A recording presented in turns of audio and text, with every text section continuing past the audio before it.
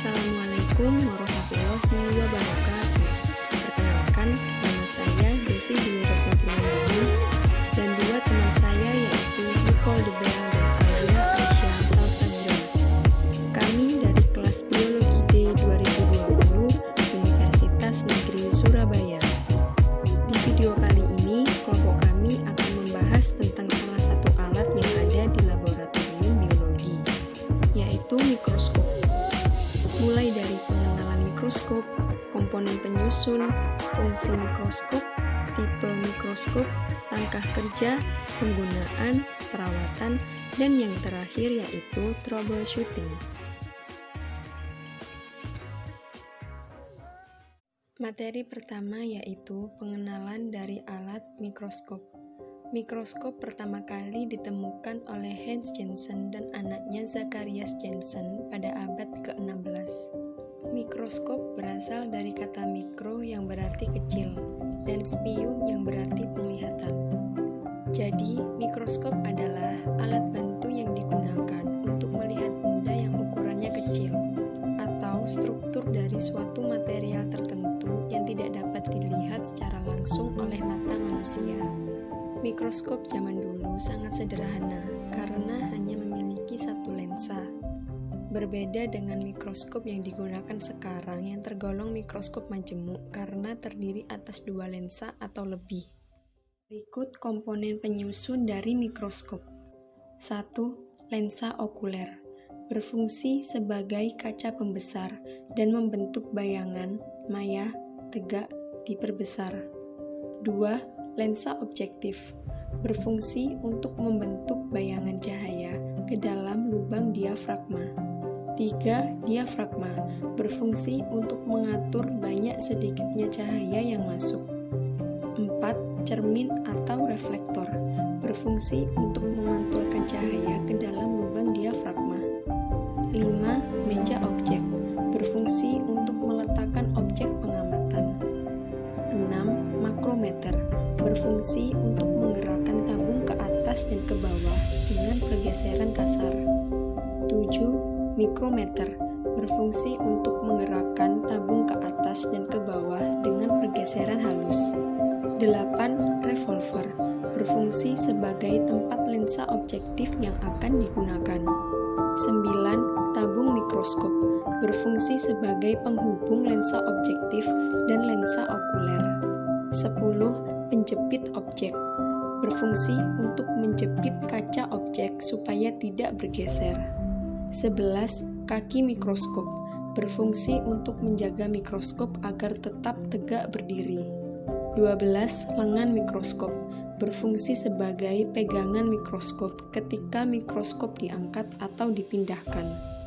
Selanjutnya, fungsi dari mikroskop. Yang pertama, untuk memperbesar ukuran gambar objek atau spesimen yang berukuran kecil. Yang kedua, membantu mikrobiologis dalam mempelajari ilmu tentang mikroorganisme. Berikutnya yaitu jenis-jenis mikroskop. Mikroskop berdasarkan sumber cahayanya dibagi menjadi dua. Yang pertama yaitu mikroskop optik atau cahaya. Cara kerja dari mikroskop optik atau cahaya adalah dari cahaya lampu yang dibiaskan oleh lensa kondenser. Setelah melewati lensa kondenser, sinar mengenai spesimen dan diteruskan oleh lensa objektif. Lensa objektif ini merupakan bagian yang paling penting dari mikroskop karena dari lensa ini dapat diketahui perbesaran yang dilakukan oleh mikroskop.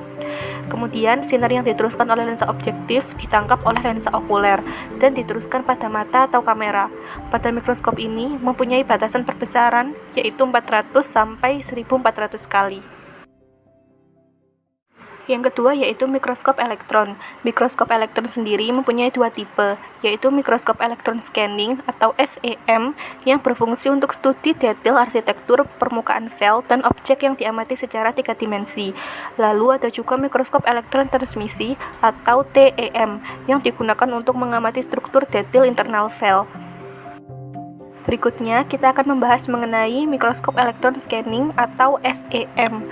Cara kerja dari mikroskop scanning elektron adalah sinar dari lampu dipancarkan pada lensa kondensor. Sebelum masuk pada lensa kondensor, ada pengatur dari pancaran sinar elektron yang ditembakkan. Sinar yang melewati lensa kondensor kemudian diteruskan ke lensa objektif yang dapat diatur maju mundurnya. Sinar yang melewati lensa objektif kemudian diteruskan pada spesimen yang diatur miring pada pencekamnya. Spesimen ini disinari oleh deteksi X-ray yang menghasilkan sebuah gambar yang diteruskan pada layar monitor. Yang kedua yaitu kita akan membahas mengenai mikroskop transmisi elektron atau TEM. Cara kerja dari mikroskop transmisi elektron yaitu elektron ditembakkan dari elektron gun yang kemudian melewati dua lensa kondenser yang berguna untuk menguatkan dari elektron yang ditembakkan. Setelah melewati dua lensa kondenser, elektron kemudian diterima oleh spesimen yang tipis dan berinteraksi. Karena spesimennya tipis, maka elektron yang berinteraksi dengan spesimen tersebut diteruskan pada tiga lensa, yaitu lensa objektif, lensa intermediate, dan lensa proyektor.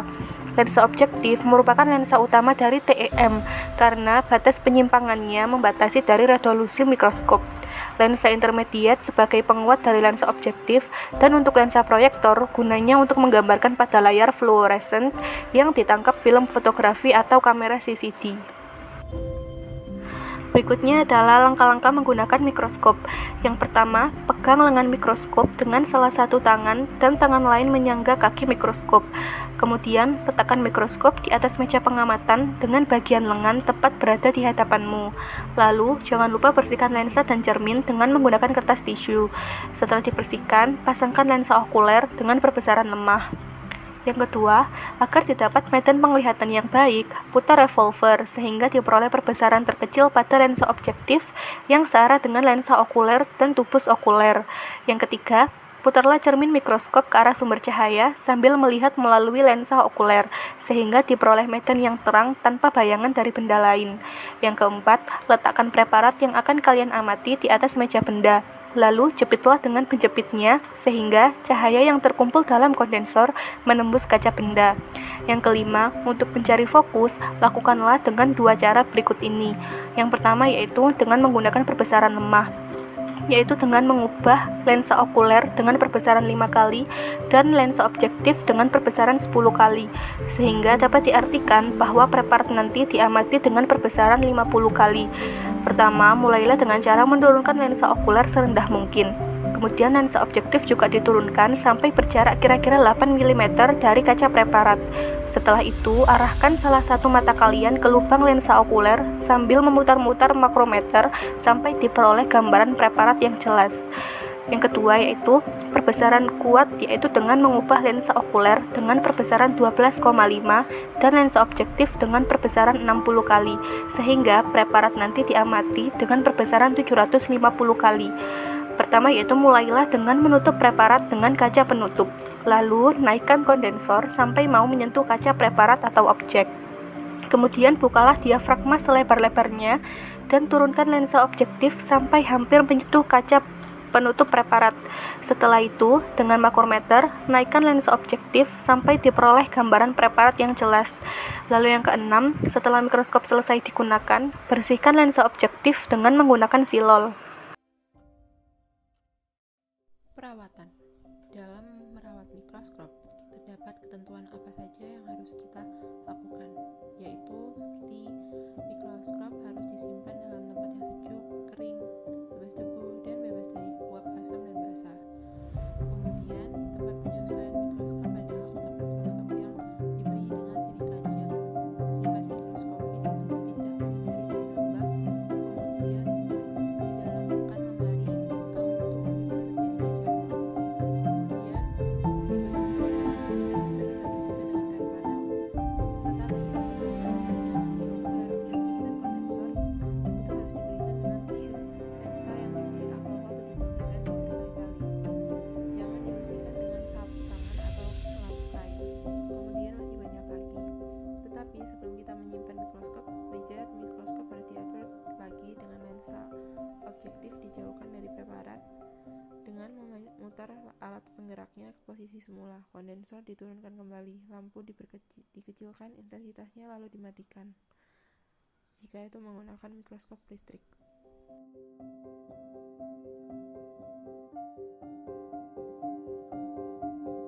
Selanjutnya, permasalahan-permasalahan apa saja yang terjadi jika kita menggunakan mikroskop? Biasanya terjadi pada saat kita mengkalibrasikan, yaitu bagian luar lensa objektif yang nyaris tertutup oleh karat.